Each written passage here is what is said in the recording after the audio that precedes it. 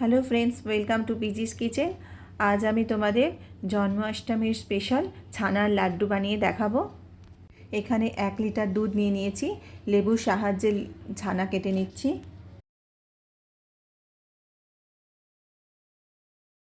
ছানা কাটা হয়ে গেছে।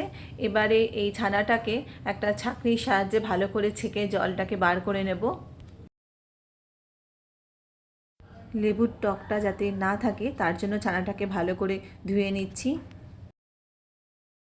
এবার হাত দিয়ে চেপে চেপে জলটাকে বার করে নেব আর 10 মিনিট মতন এইভাবে ছানাটাকে রেখে দেব।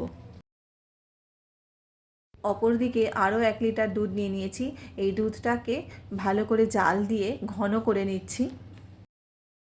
দুধটা অনেকটাই ঘন হয়ে এসেছে। এবার এই দুধের মধ্যে কিছুটা ছোট এলাচ গুঁড়ো দিয়ে দিচ্ছি।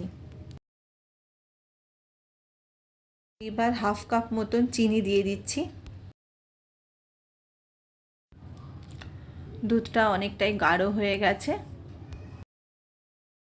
চিনিটা যাতে ভালো করে মিশে যায় তার জন্য আরও কিছুক্ষণ এটা নেড়ে চেড়ে নিচ্ছি। এবারে জল ঝরিয়ে নেওয়া ছানাটাকে ভালো করে হাত দিয়ে চটকে নেব। এটা ভালো করে বেশ কিছুক্ষণ হাত দিয়ে চটকে নিচ্ছি।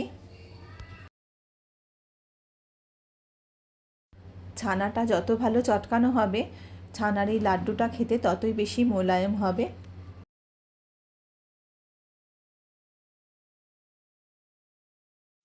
দেখতেই পাচ্ছ ছানাটা একেবারে হালকা হয়ে গেছে।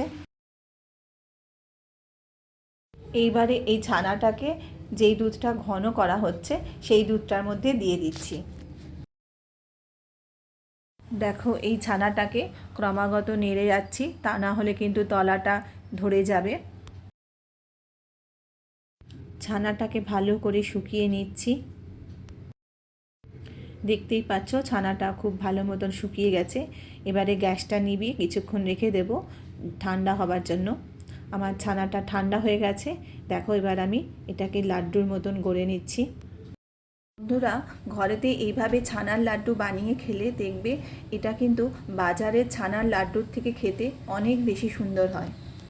এবার এই লাড্ডুর ওপরে আমি আগে থেকেই একটু কেশর গুলে রেখেছিলাম, ওপরে একটু দিয়ে দিচ্ছি।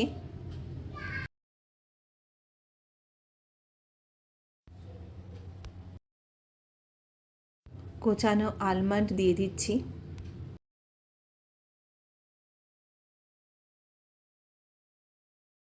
তাহলে বন্ধুরা, কেমন লাগলো আজকের এই জন্মাষ্টমীর স্পেশাল ছানার লাড্ডু বা কাঁচাগোল্লার রেসিপিটা? ভালো লাগলে লাইক, কমেন্ট, শেয়ার করো। আর নতুন বন্ধু হলে সাবস্ক্রাইব করে পাশে থেকো।